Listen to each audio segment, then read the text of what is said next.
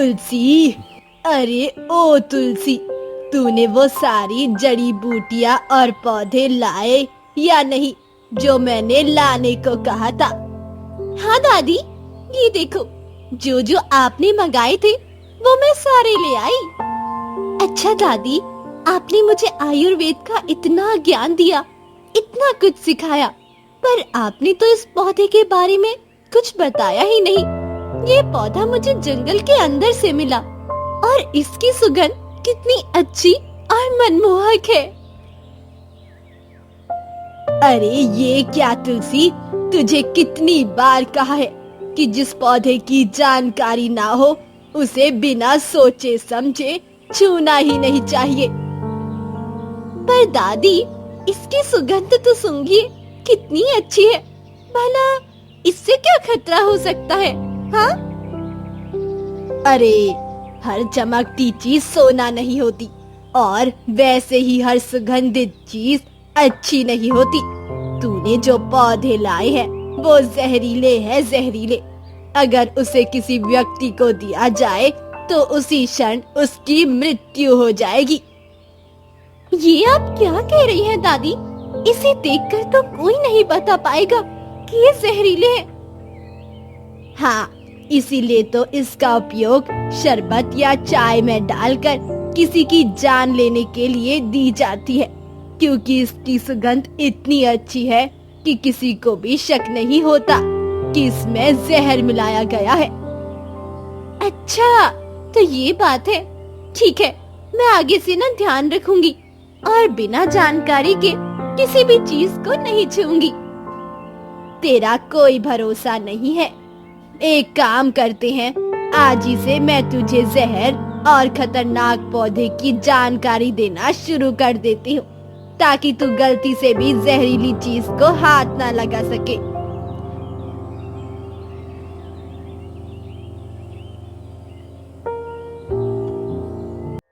उसके बाद तुलसी की दादी उसे विषैली चीज का भी ज्ञान देना शुरू करती है। तुलसी की दादी एक बहुत बड़ी वेद होती है। तुलसी बचपन में ही अपने माता पिता को खो देती है और जंगल में ही अपने दादी के साथ रहती है और आयुर्वेदा सीखती है।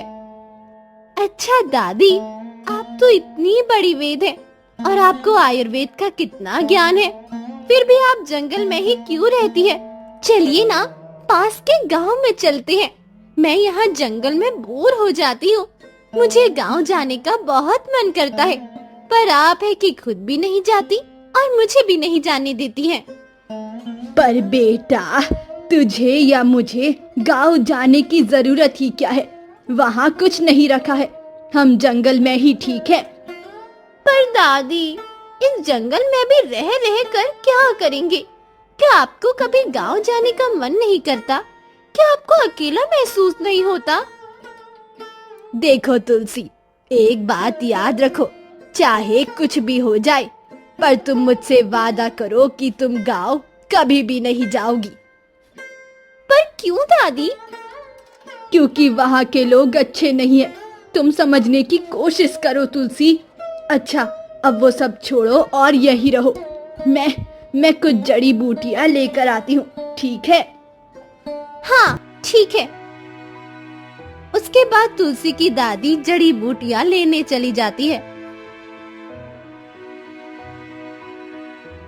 पता नहीं दादी, आप मुझे इस जंगल से बाहर क्यों नहीं जाने देती हो? पर कुछ भी हो जाए, मैं तो जाकर ही रहूंगी। तुलसी ऐसा कहते ही जंगल से गांव की ओर जाने लगती है।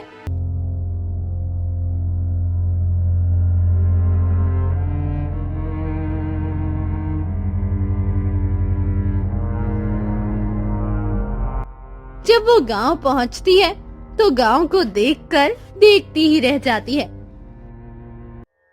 वाह वाह, ये कितना सुंदर गांव है।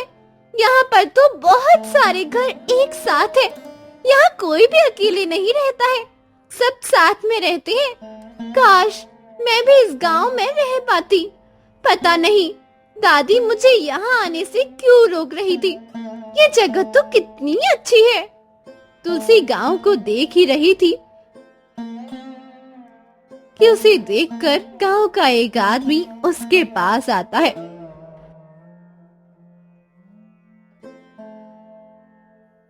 अरे तुम कौन हो लड़की? तुम्हें तो मैंने यहाँ पहले कभी नहीं देखा। हाँ, असल में मैं जंगल में रहती हूँ, इसीलिए मैं यहाँ पहली बार आई हूँ। मैंने इससे पहले गांव कभी नहीं देखा, क्योंकि मेरी दादी यहाँ कभी मुझे आने ही नहीं देती है। तुम्हारी दादी आने क्यों नहीं देती है? और उनका नाम क्या है? मेरी दादी का नाम शांति है और उन्होंने कहा था कि वो पहले गांव में ही रहती थी, पर कुछ कारणों से उन्हें गांव छोड़कर जाना पड़ा। पर वो कारण मुझे कभी नहीं बताती, बस इतना कहती है कि कभी भी गांव मत जाना, वहाँ खतरा है। भला जहाँ इतने अच्छे लोग रहते हैं, वहाँ भला खतरा किस बात का? क्या कहा? शांति नाम है और वो एक वैद्य भी है और गांव से भी जाना पड़ा था। अच्छा एक बात बताओ, क्या तुम्हारे पिता का नाम आनंद है? हाँ, मेरे पिता का नाम आनंद ही है। पर आपको कैसे पता? आप मेरे पिता को जानते हो? तुलसी की ये बात सुनकर वो आदमी पूरी तरह से हैरान हो जाता है और वो उसे गुस्से से घूरने लगता है। तो तुम उस गद्दार की पुत्री हो जिसने हमारे महाराज को मारने की कोशिश किया था। महाराज को मारने की कोशिश की थी? ये आप क्या कह रहे हैं? अरे गांव वालों सुनो तो, जल्दी से यहाँ आओ, जल्दी आओ। क्या हो गया भाई? क्यों चिल्ला चिल्ला कर सबको बुला रहा है? अरे बात ही कुछ ऐसी है मित्र, ये देखो इसका नाम तुलसी है और ये उसी गद्दार आनंद की पुत्री है जिसने हमारे महाराज को मारने की कोशिश की थी। ये क्या कह रहा हो मित्र? पर उसके परिवार को तो राज्य से निकाल दिया गया था ना? निकाल तो दिया गया था, पर लगता है ये लोग इतने घिरे हुए हैं कि यहाँ से गए नहीं और छुप छुप कर जंगल में रहने लगे। और इसकी हिम्मत तो देखो, इतना कुछ होने के बाद भी ये निर्लज लड़की यहाँ आ गई। इसे हम ऐसे नहीं छोड़ सकते। सभी गांव वालों इसे पत्थर से मारो और तब तक मारो जब तक ये इस राज्य को छोड़कर चली नहीं जाती है। गांव के लोग इतना भड़क गए थे कि वे सभी तुलसी को पत्थर से मारने लगे। तभी तुलसी की दादी आ जाती है और तुलसी के आगे खड़ी हो जाती है तुलसी को बचाने के लिए। पर तब भी सारे गांव वाले रुकते नहीं हैं और पत्थर मारने लगते हैं। दादी की उम्र हो जाने के कारण वो उनके पत्थर के हमलों को झेल नहीं पाई, जिससे उनकी उसी वक्त मृत्यु हो गई। दादी माँ, आंखें खोलो दादी माँ, आप ऐसे मुझे छोड़कर नहीं जा सकती, मुझे माफ कर दो। आपके मना करने के बाद भी मैं इस गांव में आई। आप सही थी, यहाँ खतरा है, मुझे यहाँ नहीं आना चाहिए था। अब आंखें खोलो दादी माँ, मैं वादा करती हूँ आज के बाद आपकी हर बात मानूंगी, कभी भी आपकी बात नहीं टालूंगी। आंखें खोलिए। तुलसी के कितने भी कहने पर उसकी दादी आंखें नहीं खोलती है और तुलसी जोर जोर से रोने लगती है। अगर आप मुझे छोड़कर चली जाएंगी तो मैं कैसे जी पाऊंगी दादी माँ? आपके बिना मेरा यहाँ है ही कौन? हाँ? अरे ओ लड़की, ये रोना धोना कहीं और करना। अगर अभी तू इस राज्य से बाहर नहीं गई तो तेरा भी यही हाल होगा जो तेरी दादी का हुआ है, समझी? तभी वहाँ पर मंत्री कुछ सैनिकों के साथ आता है। ये क्या हो रहा है? और ये बूढ़ी अम्मा को क्या हो गया? और इनके माथे से खून क्यों निकल रहा है? क्योंकि इन सब लोगों ने मेरी दादी को बुरी तरह से पत्थरों से मारा, जिसकी वजह से मेरी दादी की मृत्यु हो गई। इन सब के वजह से ये गांव के लोग ही, मैं इन्हें कभी भी माफ नहीं करूंगी। ये मैं क्या सुन रहा हूँ? आप लोग ऐसा कैसे कर सकते हैं? एक बूढ़ी औरत पर पत्थर से कैसे मार सकते हैं? आप सबको शर्म नहीं आती है क्या? शर्म तो इन्हें नहीं आती मंत्री जी। आपको पता भी है कि ये दोनों कौन हैं? ये दोनों उसी गद्दार आनंद के परिवार वाले हैं जिसने हमारे महाराज को मारने की कोशिश की थी। इन्हें राज्य से निकाल देने के बाद भी ये इतने बेशर्म हैं कि जंगल में छुप छुप कर रहते थे। इसका यहाँ रहने का कोई हक नहीं है। इसने महाराज के आदेश का उल्लंघन किया है। इसे हम ऐसे नहीं छोड़ सकते। सभी गांव वालों, इसे पत्थर से मारो और तब तक मारो जब तक यह इस राज्य को छोड़कर चली नहीं जाती। मैंने पहले भी कहा था और अब भी कह रहा हूँ, आनंद गद्दार था, इसका मतलब ये नहीं कि इनके परिवार वाले भी गलत हों। आप सबको एक बूढ़ी औरत को पत्थर से नहीं मारना चाहिए था। आप लोगों ने ये ठीक नहीं किया। चाहे जो भी हो, हम इस लड़की को यहाँ नहीं रहने दे सकते हैं, चाहे इसके लिए हमें इसके प्राण ही क्यों न लेने पड़े। इसका निर्णय आप नहीं, महाराज करेंगे। सैनिकों, इस लड़की को लेकर चलो और इसकी दादी का अंतिम संस्कार करा देना। पर मंत्री जी, ये हमारी दुश्मन है। पर कुछ नहीं, अब ये मर चुकी है और मरने के बाद कोई भी अपना दुश्मन नहीं होता है। इसलिए अब आप सब इन्हें नफरत भरी आंखों से देखना बंद करें और यहाँ से चले जाएं। हमें अपना काम करने दें। फिर सारे गांव वाले वहां से चले जाते हैं।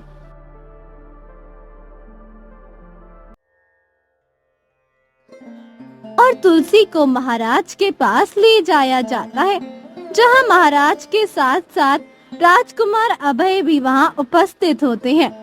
तुलसी को जब राज दरबार ले जाया जाता है तो राजकुमार अभय तुलसी को देखकर देखते ही रह जाते हैं। वो तुलसी की खूबसूरती में इस कदर खो जाते हैं कि उनकी नजर तुलसी से हट ही नहीं रही होती है। वाह, ये तो कितनी सुंदर और प्यारी है। मुझे तो यकीन ही नहीं हो रहा है कि इतनी प्यारी और भोली भाली लड़की भी अपराध कर सकती है। अगर खुद मंत्री जी इसे यहाँ लेकर आए हैं तो इसने जरूर कुछ बड़ा अपराध किया होगा। प्रणाम महाराज। वैसे आप किसे पकड़ कर ले आए? इसने क्या किया है? दिखने में तो बहुत ही भोली भाली और सीधी सादी लगती है। महाराज, इसने तो कुछ भी नहीं किया है। अगर इसने कुछ भी नहीं किया है तो आप इसे पकड़ कर क्यों लाए हैं? और ये रो क्यों रही है? क्योंकि ये आनंद की पुत्री है, जिसके परिवार के लोगों को आपने राज्य से निकाल दिया था। परंतु ये लोग आपके आदेश को ना मानकर यही जंगल में रह रहे थे और आज ही सारे गांव वालों को इसके बारे में पता चला, जिससे लोग क्रोध में आकर इसे पत्थर से मारने लगे। बीच में इसकी दादी आ गई, जिससे उनकी मौत हो गई और इसलिए ये रो रही है। अच्छा, तो इन लोगों की इतनी हिम्मत कि इन लोगों ने मेरे आदेश का उल्लंघन किया और बेशर्मों की तरह इस गांव में भी आ पहुंचे। क्या तुम्हें डर नहीं लगता है लड़की? महाराज के आदेश का उल्लंघन करने की सजा भी पता है, सीधा मृत्यु दंड। तुलसी महाराज के बातों का उत्तर नहीं देती है और रोते रहती है, जिससे महाराज को गुस्सा आ जाता है। तुम्हारी इतनी हिम्मत कि मेरे बातों को अनसुना करो। सैनिकों, रुक जाइए महाराज, जरा इसकी हालत तो देखिए। इसका इस दुनिया में कोई नहीं है। इसकी एक दादी थी जो इसकी एक छोटी सी गलती के कारण मारी गई, जिससे ये अभी सदमे में है। ये अभी कुछ कहने की हालत में नहीं है। अच्छा, तो मंत्री जी आपको क्या लगता है हमें क्या करना चाहिए? महाराज, जहाँ तक मुझे समझ आ रहा है, शायद से इसको अपने पिता के बारे में या इन सब के बारे में कुछ नहीं पता था, जिस कारण से इस गांव में गलती से आ गई और गांव वालों को भी अपनी असलियत बिना डरे या बिना कुछ सोचे समझे ही बता दी। तो इसमें गलती इसकी नहीं है, इसकी दादी की थी, जिसने आपके आदेश का उल्लंघन किया था। पर वो अभी मर चुकी है, तो मुझे लगता है कि इसे भी जाने देना चाहिए। शायद आप सही कह रहे हैं मंत्री जी। तो ठीक है, तुम जा सकती हो। हम तुम्हें कोई सजा नहीं देंगे, पर याद रखना, फिर इस राज्य में भूल के भी आने की कोशिश मत करना, नहीं तो इस बार हम नहीं बख्शेंगे, समझी? महाराज तुलसी को चेतावनी देकर छोड़ देते हैं। उसे किसी भी प्रकार की सजा नहीं मिलती। इसके बाद एक दासी सभी के लिए शरबत लाती है। जब दासी शरबत लेकर राजकुमार के पास जाती है तो तुलसी को एक सुगंध आती है। ये क्या? ये सुगंध तो उसी पौधे की है जो मेरी दादी ने मुझे बताया था, जिसे शरबत या चाय में मिलाकर पिलाया जाता है और जिससे उसी क्षण उस इंसान की मृत्यु हो जाती है। तो क्या कोई राजकुमार को मारना चाहता है? मुझे इसे रोकना होगा। फिर तुलसी दौड़ते हुए जाती है और राजकुमार के शरबत पीने से पहले ही तुलसी उस शरबत को गिरा देती है। ये तूने क्या किया निर्लज लड़की? तेरी हिम्मत भी कैसे हुई मेरे पुत्र के गिलास को छूने की? रुक जाइए पिताश्री, मुझे नहीं लगता कि इसने ये ऐसे ही किया होगा। इसमें जरूर इसकी कोई वजह रही होगी, है ना? जी राजकुमार, इस शरबत में जहर था, जहर, जिस वजह से मैंने आपके शरबत पीने से पहले ही इसे गिरा दिया। अगर आप इसे पी लेते तो आपकी इसी क्षण मृत्यु हो जाती है। ये तुम क्या बकवास कर रही हो? भला तुम्हें कैसे पता चल सकता है कि इसमें जहर है? मुझे तो इस पर थोड़ा सा भी भरोसा नहीं है।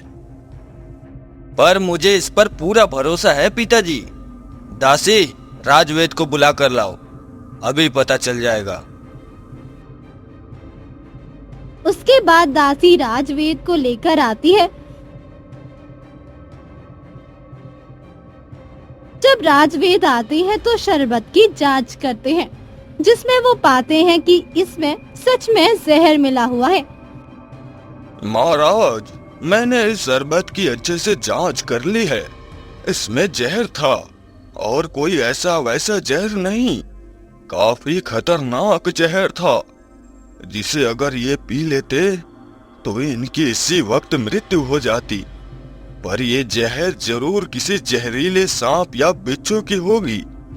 पर मुझे ये समझ नहीं आ रहा है कि इस लड़की को कैसे पता चला कि इसमें जहर है।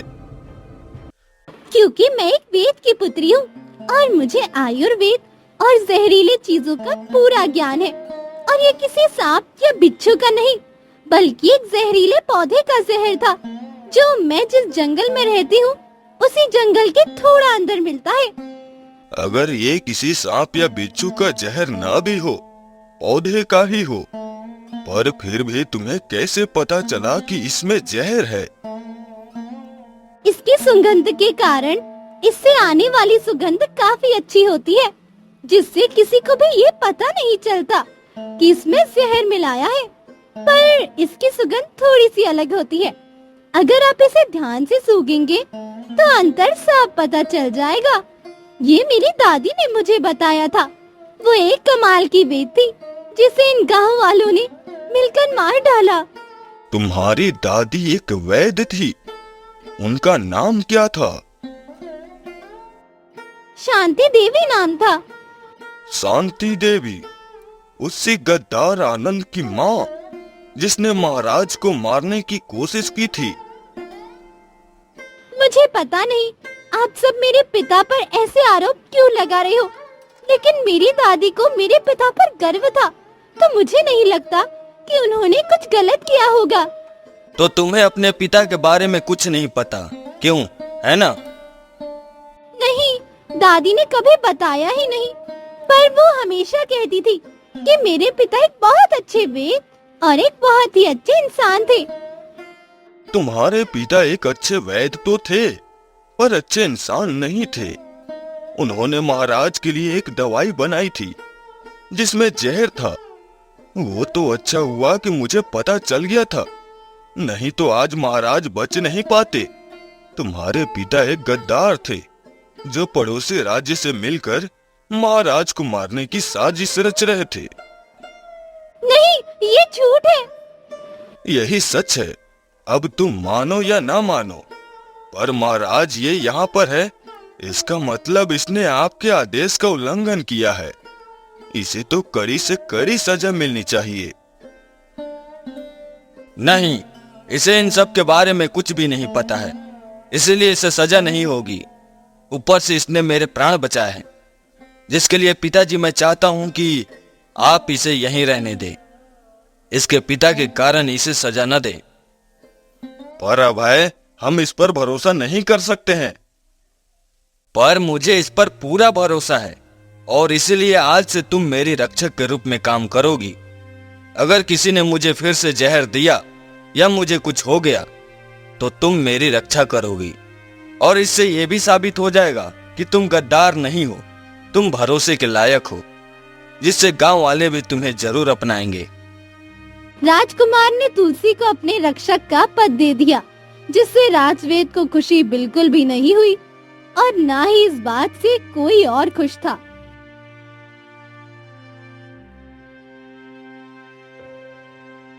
उसके कुछ देर बाद राजवेद और उसका एक सेवक आपस में बात कर रहा होता है।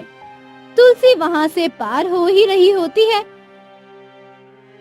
कि तभी उन दोनों को देखकर वो उनकी बातें सुनने लगती है। ये क्या मालिक, आपके दुश्मन की बेटी अब यहाँ राजमहल में आ चुकी है। अब आप क्या करोगे? उसके आने से क्या हो जाएगा, वो कर ही क्या लेगी। पर आप ये मत भूलिए कि वो आनंद की पुत्री है। आनंद एक बहुत अच्छा वैद्य था, जिसके चर्चे दूर राज्यों तक फैले हुए थे। जब महाराज की तबीयत खराब हुई थी तो उन्हें मैं ठीक नहीं कर पा रहा था, जिसके बाद आनंद को बुलाया गया था। तब मुझे बहुत ही खराब लगा था। और इसीलिए आपने उसे झूठे आरोप में फंसाया था, है ना? नहीं, जब महाराज ने कहा कि अगर आनंद महाराज को ठीक कर देता है तो उसे राजवैद्य बना दिया जाएगा, तब मैंने आनंद के दवा में जहर मिला दिया और सारा दोष आनंद के ऊपर लगा दिया, और ऐसा दिखाया कि मुझसे भरोसेमंद और अच्छा वैद्य उन्हें कहीं नहीं मिलेगा, जिससे आनंद को तो फांसी की सजा हो गई थी, जिसके बाद मेरा रास्ता साफ हो गया। और देखो, आज भी मैं राजवैद्य ही हूं, पर मुझे नहीं लगता कि उस लड़की के पास मुझसे ज्यादा काबिलियत होगी, तो डरने की कोई जरूरत नहीं है। अब चलो चलते हैं। जी मालिक, चलिए। फिर वे दोनों ही वहां से चले जाते हैं।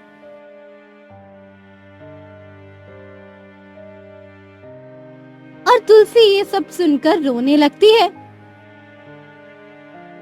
तभी वहां से राजकुमार पार हो रहे थे। तब उन्होंने तुलसी को रोते हुए देखा और उनके पास गए। क्या बात है तुलसी, तुम यहाँ रो क्यों रही हो? दादी की याद आ रही है क्या? मुझे पता था कि मेरे पिता निर्दोष है। वो बेगुनाह है। उन्होंने महाराज को मारने की कोशिश नहीं की थी। हाँ, मुझे ये बात पता है। आपको पता है, पर कैसे? मुझे मंत्री जी ने कहा था। मंत्री जी और तुम्हारे पापा बचपन के मित्र थे। वे तुम्हारे पिता को बहुत अच्छे से जानते थे। उन्हें पता था कि ये दूसरे राज्य के लोगों की साजिश थी, पर सारे सबूत तुम्हारे पिता की तरफ ही इशारा कर रहे थे, जिस वजह से मंत्री जी भी कुछ नहीं कर पाए थे। हाँ, पर साजिश दूसरे राज्य के लोगों की नहीं थी, साजिश राजवेद की थी। यह तुम क्या बोल रही हो? मैं कुछ समझा नहीं।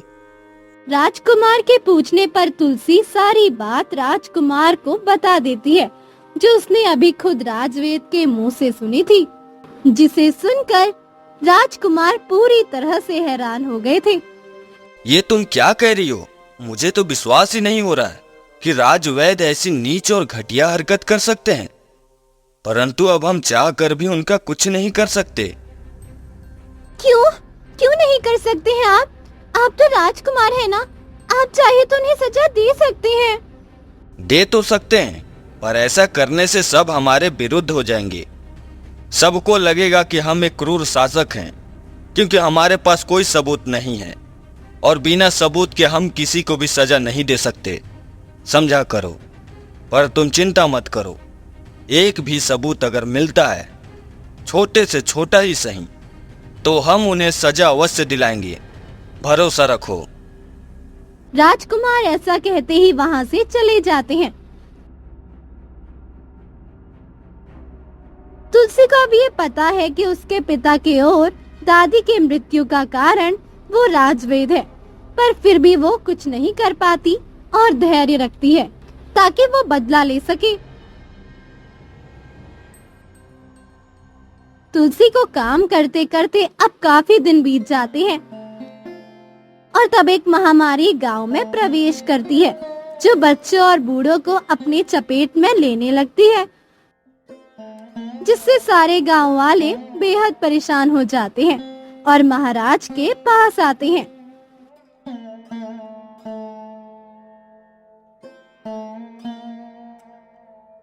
प्रणाम महाराज। अरे मुखिया जी, आप और यहाँ कोई विशेष बात है क्या? जी महाराज, बात ही ऐसी है कि मुझे आना पड़ा। हमारे गांव में एक बहुत बड़ी संकट आ चुकी है, जिसके लिए हम आपसे मदद की उम्मीद लेकर आपके पास आए हैं। संकट? कैसा संकट? आप हमें बताइए, हम जरूर आपकी सहायता करेंगे। महाराज, हमारे गांव में एक महामारी आ चुकी है, जो तेजी से बढ़ते ही जा रही है। ये महामारी गांव के बहुत से बच्चों और बूढ़ों को अपने चपेट में ले चुकी है और कई लोग इस महामारी के कारण मर रहे हैं। अगर अभी कुछ नहीं किया गया तो हमें डर है कहीं आधे से ज्यादा आबादी घट न जाए। ये तो दिक्कत की बात है। एक महामारी जो गांव में फैलती जा रही है, इसे तो जल्द से जल्द रोकना होगा। सैनिकों, जाओ जाकर राजवैद्य को यहाँ बुला कर लाओ। महाराज के कहने पर सैनिक राजवेद को बुला कर लाते हैं। जी महाराज, आपने मुझे बुलाया? जी वैद्य जी, आपको हमने इसलिए बुलाया ताकि आप गांव में फैल रही महामारी को रोक सके। हम चाहते हैं कि आप मुखिया जी के साथ जाएं और गांव वालों का इलाज करें और इस महामारी को दूर करने का उपाय निकालें। जो हुक्म महाराज, मैं अभी जाता हूं।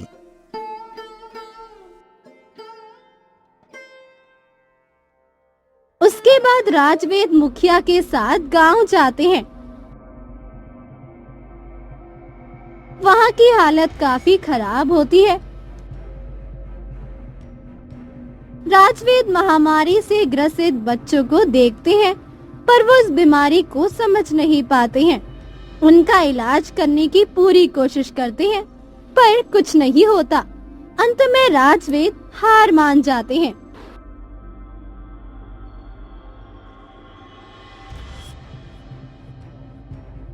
जिसके बाद मुखिया और गांव के कुछ लोग फिर से महाराज के पास जाते हैं।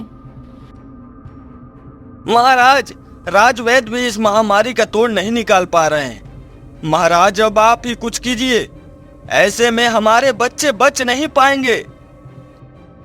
तो क्या आप इसमें कुछ नहीं कर सकते हैं राजवैद्य जी?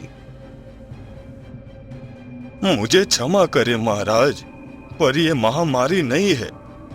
इससे पहले मैंने ऐसी महामारी नहीं देखी है।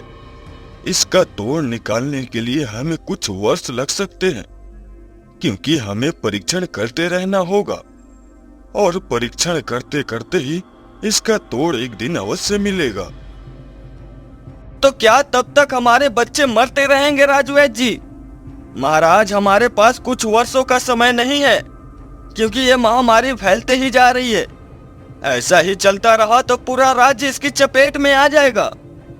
हम समझ रहे हैं मुखिया जी, पर अब हम क्या कर सकते हैं? शायद हम कुछ कर सकते हैं पिताजी। तुलसी, मुझे एक बात बताओ, सच सच बताना, तुम इस महामारी को रोक सकती हो ना? इसका इलाज तुम्हारे पास है। क्यों, मैं सही कह रहा हूं ना? हाँ, रोक सकती हूँ, पर रोकूंगी नहीं। पर क्यों तुलसी जी, आप लोगों के प्राण बचाना नहीं चाहती हैं क्या? जिन लोगों ने मेरी दादी के प्राण लिए, भला मैं उन लोगों के प्राण क्यों बचाने जाऊंगी? मुझे कोई फर्क नहीं पड़ता किसी गांव वालों के मरने से। मुझे गांव और गांव में रहने वाले हर व्यक्ति से नफरत है। पर आप ऐसा क्यों कह रही हैं? और आपकी दादी को भला गांव वाले क्यों मारने जाएंगे? मुखिया जी, असल में बात ऐसी है कि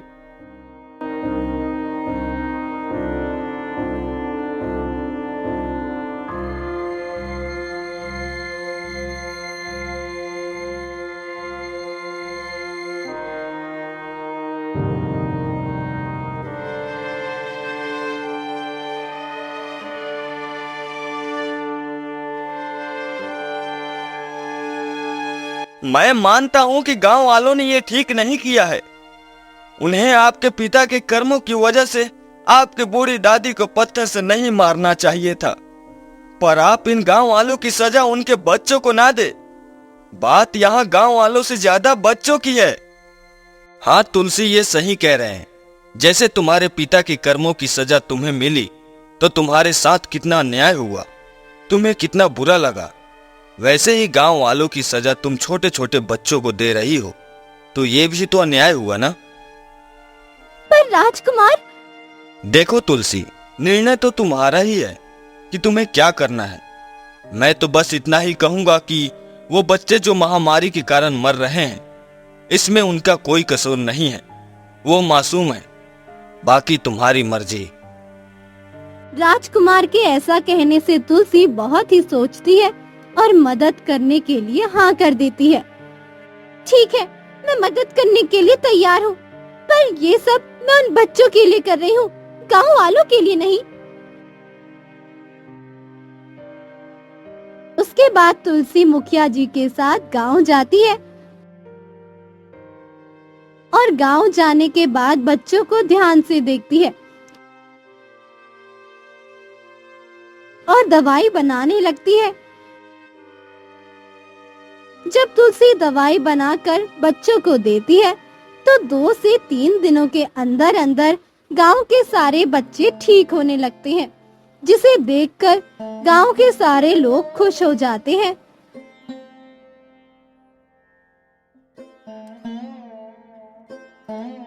पर राजवेद को अब फिर से खतरा महसूस होने लगता है। मालिक मालिक, आप चिंता में क्यों दिख रहे हैं? सब ठीक तो है ना? कुछ भी ठीक नहीं है। ये लड़की भी अपने पिता की तरह मेरा पद मुझसे छीनने आ गई है। अगर ऐसा ही चलता रहा तो सब मुझे किसी काम का नहीं समझेंगे और महाराज भी मुझे राजवैद के पद से निकाल देंगे, जो मैं किसी भी हाल में नहीं होने दे सकता। तो अब आप क्या करेंगे मालिक? अब मुझे फिर से वही चाल चलनी पड़ेगी जो चाल आनंद को फंसाने के लिए की थी। मतलब आप फिर से जहर मिलाने वाले हैं? सही समझे। आजकल राजकुमार उस लड़की पर कुछ ज्यादा ही भरोसा करते हैं और उनके लिए भोजन भी वो तुलसी ही बनाती है। अब मैं उस भोजन में जहर मिला दूंगा जिसमें किसी भी प्रकार की सुगंध ना हो, वरना वो पहचान जाएगी और फिर मैं राजकुमार को जहर खाने से रोक दूंगा और तुलसी का भी वही हाल होगा जो उसके पिता का हुआ था। राजवेद अपनी चाल फिर से चलने के लिए तैयार हो जाता है।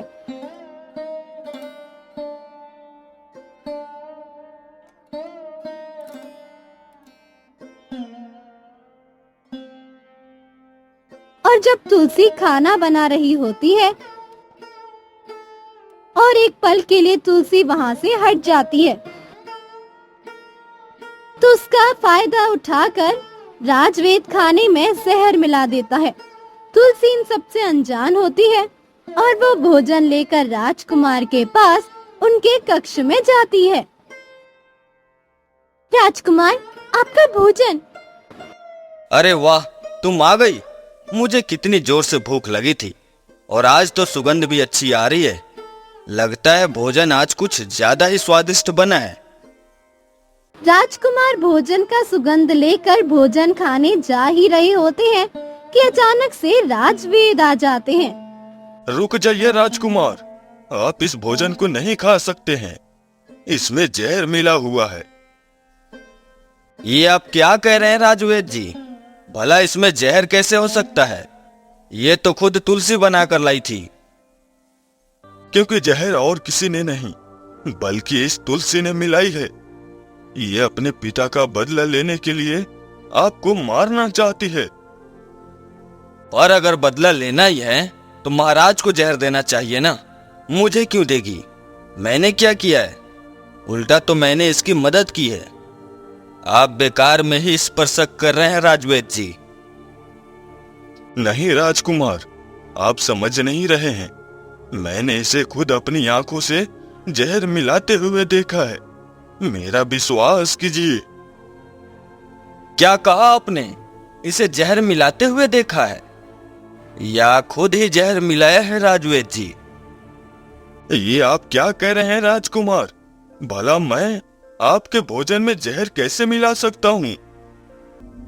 वैसे ही जैसे आपने महाराज के भोजन में जहर मिलाया था और आनंद जी पर इसका सारा आरोप लगा दिया था खुद के स्वार्थ के लिए। ये आप क्या कह रहे हैं राजकुमार? ये सच नहीं है। ये लड़की आपको अपनी बातों में फंसा रही है। इसकी बातों में मत आइए राजकुमार। तभी पीछे से महाराज, मंत्री और मुखिया भी आ जाते हैं। अब झूठ बोलने का कोई फायदा नहीं राजवेद जी, हमने आपको जहर मिलाते हुए देख लिया है। महाराज, आप और यहाँ, और आप ये क्या कह रहे हैं? मैंने जहर मिलाया ही नहीं है तो आप मुझे कैसे देख सकते हैं? अब बस भी कीजिए राजवेद जी, अब झूठ बोलकर कोई फायदा नहीं होगा, क्योंकि अब आप फंस चुके हैं। आप मेरी योजना के चपेट में आ चुके हैं। अब आप निकल नहीं पाएंगे। आपकी योजना मैं कुछ समझा नहीं राजकुमार।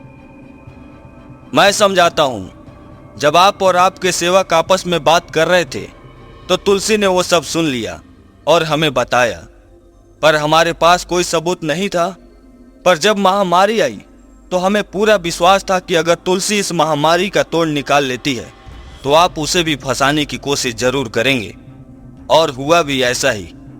मुझे ये बात पहले से ही पता थी, इसलिए मैं, महाराज, मंत्री जी और मुखिया जी, हम सब रसोई के अंदर छुपे हुए थे और सब देख रहे थे, और तभी आप आ गए और भोजन में जहर मिला दिया आपने। मुझे तो सबसे पहले विश्वास ही नहीं हो रहा था कि आप ऐसी हरकत भी कर सकते हैं, पर जब हमने पूरा सच देख लिया कि किस तरह आपने पहले जहर मिलाया और तुलसी को फंसाने की कोशिश की, तो अब विश्वास करना ही पड़ेगा। लेकिन ये आपने ठीक नहीं किया राजवेद जी। आपकी वजह से इतने अच्छे वेद आनंद की और तुलसी की दादी की मृत्यु हो गई, केवल आपके स्वार्थ के लिए। मुझे माफ कर दीजिए महाराज। मैं डर गया था कि कहीं आप मुझे निकाल न दो, इसलिए मुझे ये सब करना पड़ा। आप मुझे माफ कर दीजिए। मैं अब से ऐसा कुछ भी नहीं करूंगा। मैं वादा करता हूँ। आपने जो किया ये कोई छोटी भूल नहीं थी, इसकी माफी आपको कभी भी नहीं मिल सकती है। सैनिकों, इस मक्कार को पकड़ लो और डाल दो कारागार में जिंदगी भर के लिए। हमें माफ कर देना पुत्री, हमने तुम्हारे निर्दोष पिता को गद्दार समझा और उसे फांसी की सजा दे दी। मुझे अच्छे से इसकी जांच करनी चाहिए थी। हो सके तो मुझे माफ कर देना। मैं समझ सकती हूँ, और आप चिंता मत कीजिए। अब मैं किसी को भी गुनहगार नहीं समझती, क्योंकि मुझे पता है कि राजवेद ने हालात ही ऐसे बना दिए थे कि सब मेरे पिता को ही गद्दार समझने लगे थे। तुमने बिल्कुल सही कहा। समझने के लिए शुक्रिया। तो ठीक है, आज से मैं तुम्हें इस राज्य की राजवैद घोषित करता हूं। तुम्हारी काबिलियत को देखते हुए तुम इस पद के लिए उचित हो। क्या तुम्हें मंजूर है? जी, मुझे मंजूर है। उसके बाद तुलसी राजवेद बन जाती है और अपने पिता को निर्दोष साबित करके राजवेद को सजा भी दिला देती है, जिससे सब ठीक हो जाता है और तुलसी का जीवन अब हमेशा हमेशा के लिए बदल जाता है और अब तो खुशी से वो अपना जीवन जीने लगती है।